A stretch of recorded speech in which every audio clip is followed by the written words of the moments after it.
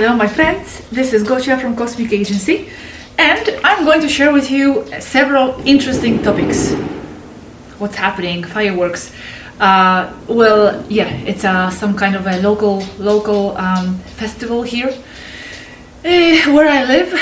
Well, let's hope they're not going to interrupt us very much. First of all, I want to say, I know I talked about the language, TAYGETAN language, and it was explained that the language is similar to something between Japanese and Navajo language because they had their influences there.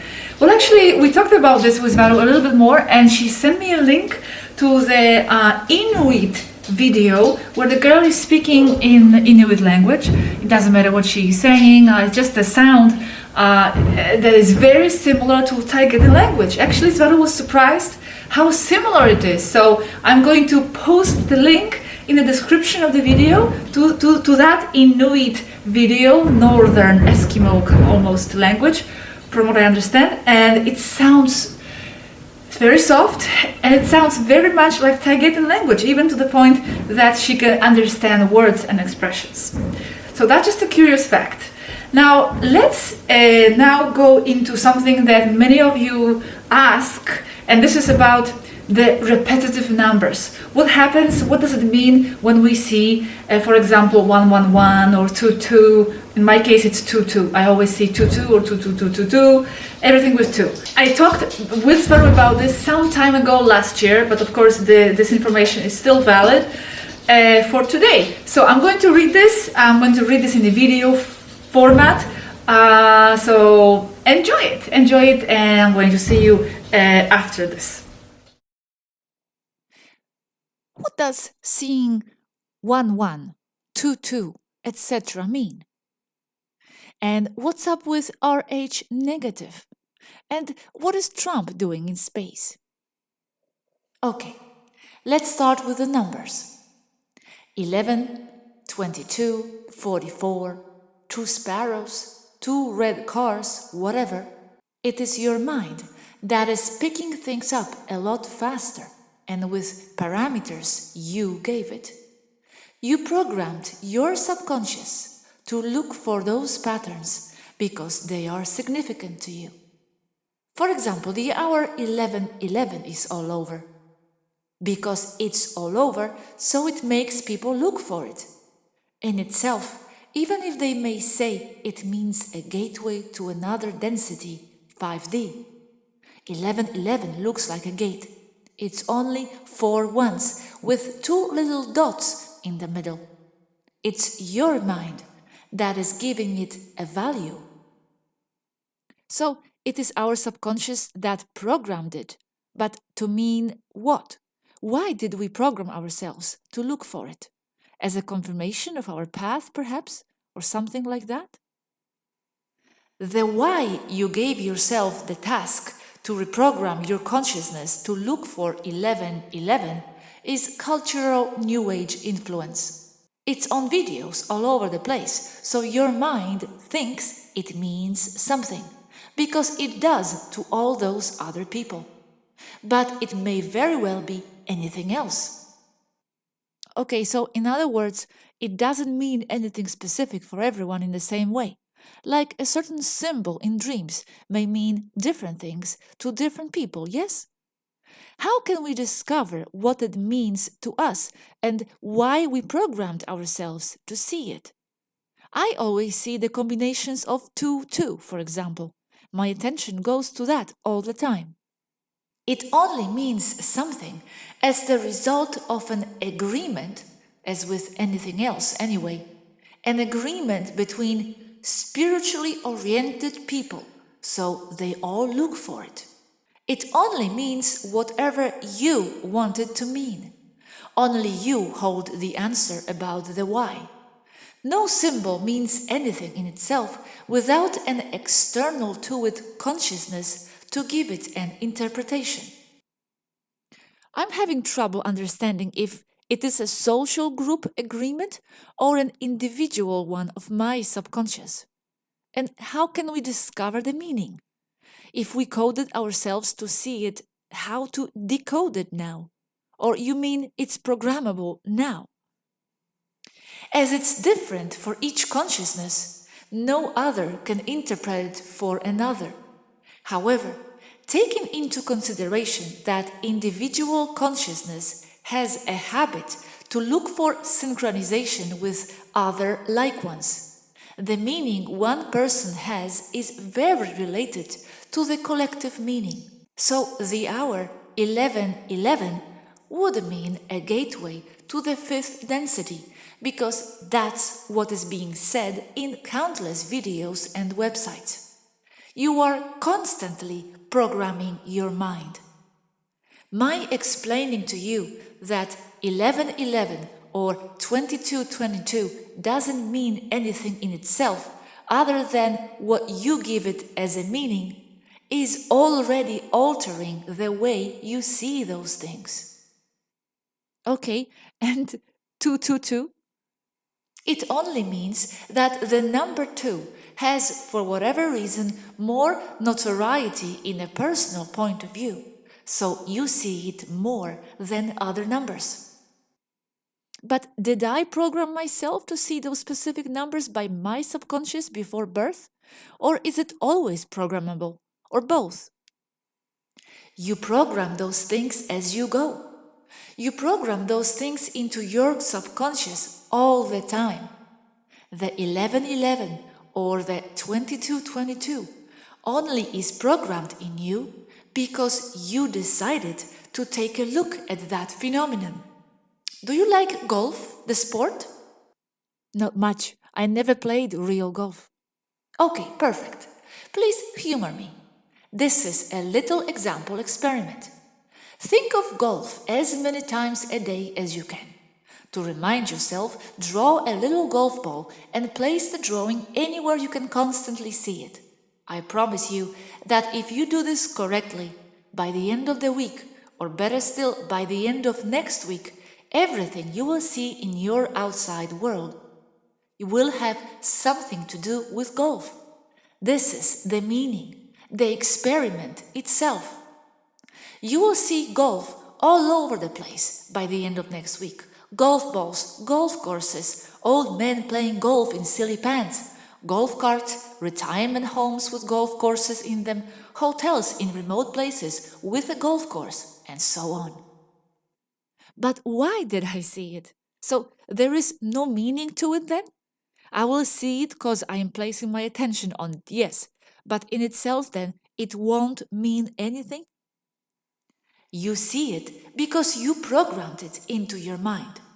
The added meaning is the one you give to golf. In this case, it's the experiment. If golf means good money to you, then it will have more meaning. And even more if it's the cure for cancer, and so on. Meaning is the motivation you give yourself to look for something, not the something in itself. Okay, what meaning could I give to seeing 22 all over the place? I don't remember programming myself to see it. You did give it a meaning. Why? Only you can know why. External objects and symbols hold no meaning without someone looking at them, giving them a personal interpretation. And what's the purpose behind the motivation to look for something? If there is no meaning in what I'm looking for, how to unlock the why? It satisfies something for you, something you want. Weird. I don't know what it might be satisfying for me, beside creating a sensation that something mystical is happening to me.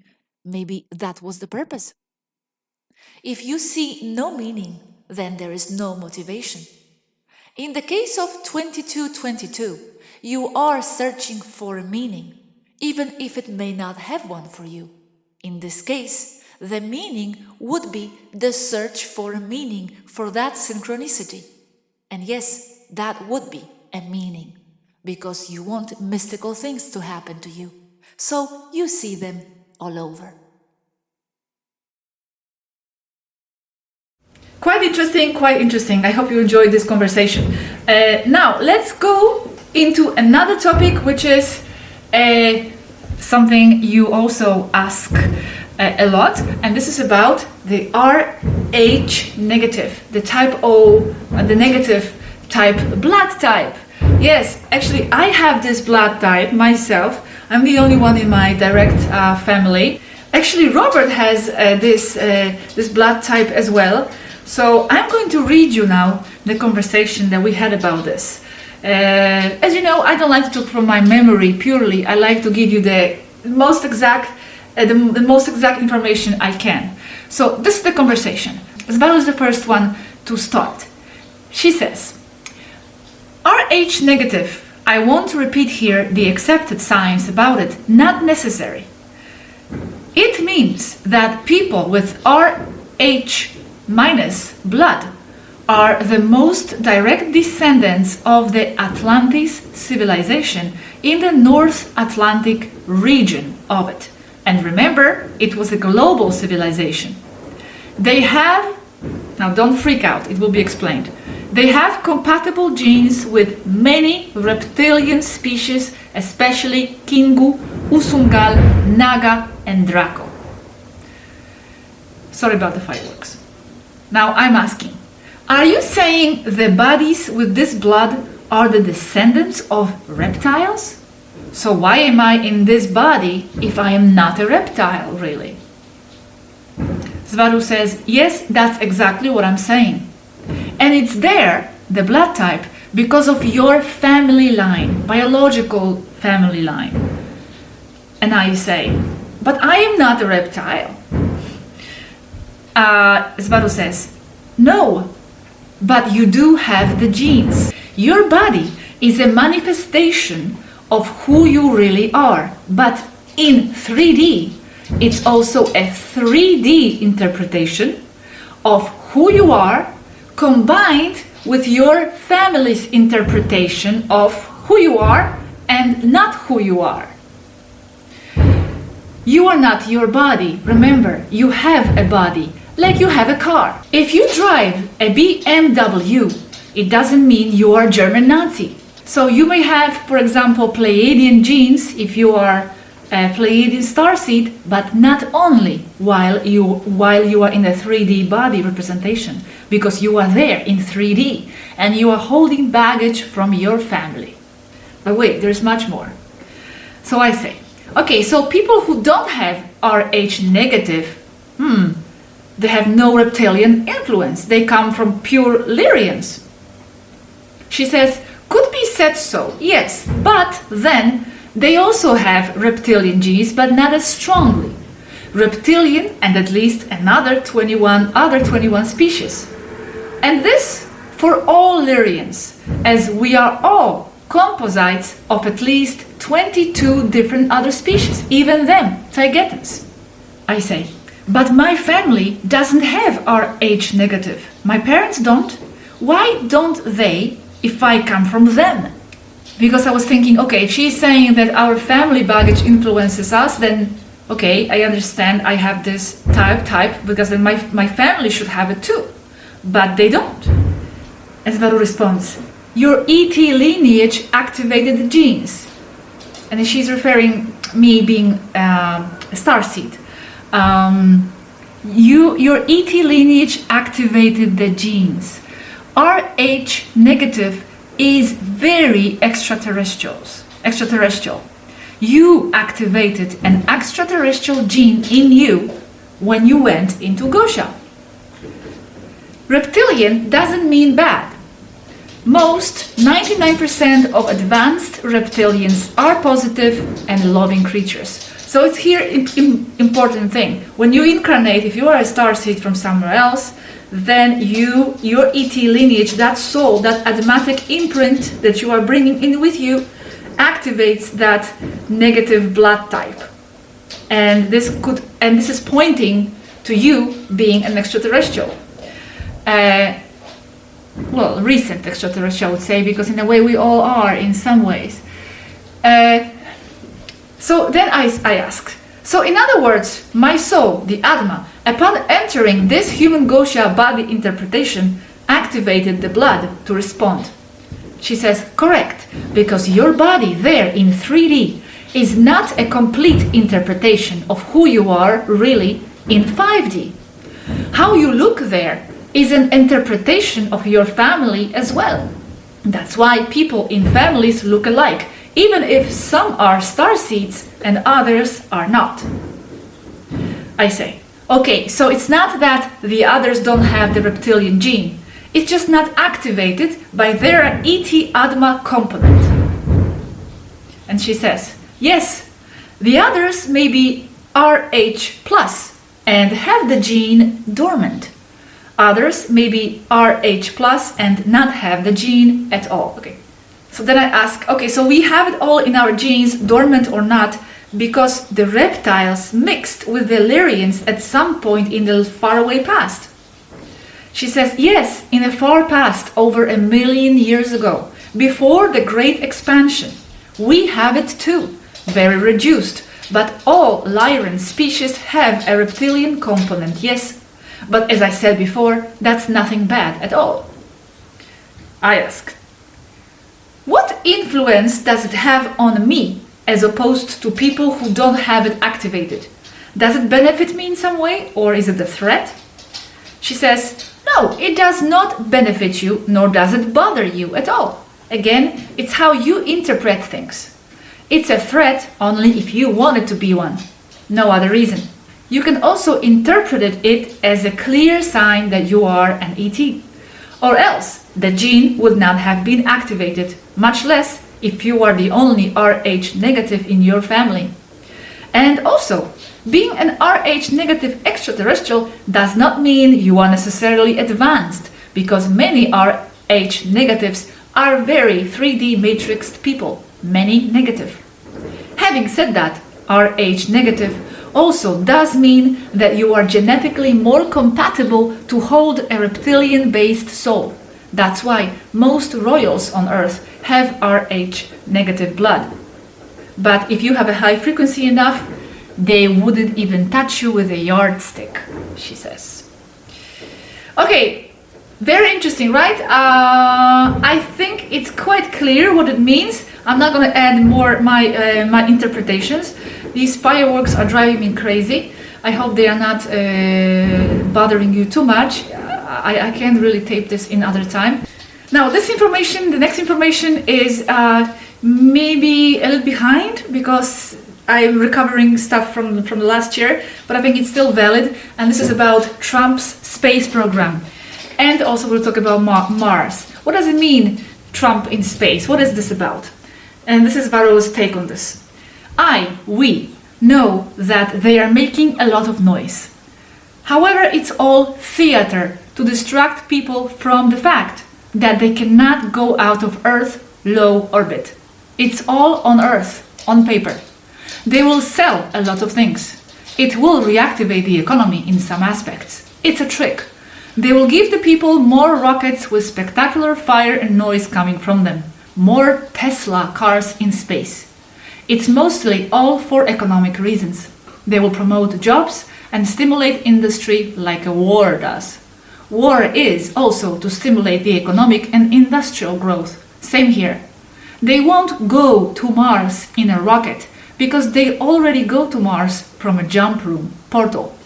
A rocket is a facade, fireworks to distract idiots. Now I ask her, so do you stop them from using jump rooms if they are having these blockades to stop all the traffic coming in and getting out? I asked if they're also somehow stopping the jump rooms. And she says, we have not been able to stop them from using all the jump rooms. It's very hard as they are small and many are mobile. Yet a jump room is limited, so they cannot bring a whole fleet of warships from Orion through them to combat the Federation. Then I ask about Mars. Do you have representation on Mars also? Who is Mars controlled by? She says Mars is divided into 3 sectors, same area roughly. First sector, Mantis sector. Mantis insectoids have a base there. 2, tall gray, Maitre race. Base and spaceport sector. 3, reptilian sector. They are separated with borders even more heavily militarized than the North and South Korea border on Earth. Reptilian sector is the one full of humans working for the cabal. It's full of humans from Earth, mostly military, US Marines, US colonial Marines, US Space Marine Recon, and civilians that may or may not interact directly with reptilians, as the humans there are their puppets. Here I'm asking about mantis. What are the mantis like? Swaru responds, they are hard to define because they are very different to us in every way. They have a hive mind mentality where the individual has no or close to no value. TAYGETANs, for example, are very individualistic and independent of thought. But those are officially neutral. But they cause more trouble than what they solve. They are a nuisance to us, she says. My question is now, do those colonies on Mars have to do with the US secret space program? She says, yes, they do. Those colonies on Mars are what's left of the secret space program, because secret space program has been dismantled. Just remains of them are there, really. Now I'm asking, do Chinese have their participation at all, or other nations in Asia? She says, yes, they do have their own agendas as far as a lower public point of view is concerned. But in the end, from above, the Chinese are cabal, as in the same one that controls the West. Just another faction. The problem is that those factions of the cabal may be at war with each other because the cabal, as such, is quite fragmented now, as it's debilitated by the blockade by the Federation. Many other nations in Asia are under cabal control, fragmented and or fighting with one another, still cabal though. For example, North Korea is cabal controlled and very friendly to the West, contrary to what you are told there. This is it about this specific portion of the conversation. I hope you enjoyed it, and for the next video I'm gonna have something very exciting, which is the interview that we made. Is going to be in two parts with the TAYGETAN pilot, the man, Kalel. We told you already, well, I told you in my video here in the channel that we spoke to him in the audio. We could hear his voice and he could hear us. It happened one time this way. And we are going now to publish, I'm going to publish now the interview with him. Okay, the first part is going to be very general questions, and the second one is going to blow your mind, much more technical. He will explain how he operates his ship, what kind of process he goes through in order to block himself for the controllers and stuff like that. Fascinating. So I'm gonna see you in the next video. Thank you so much for watching and have a nice day. Bye bye.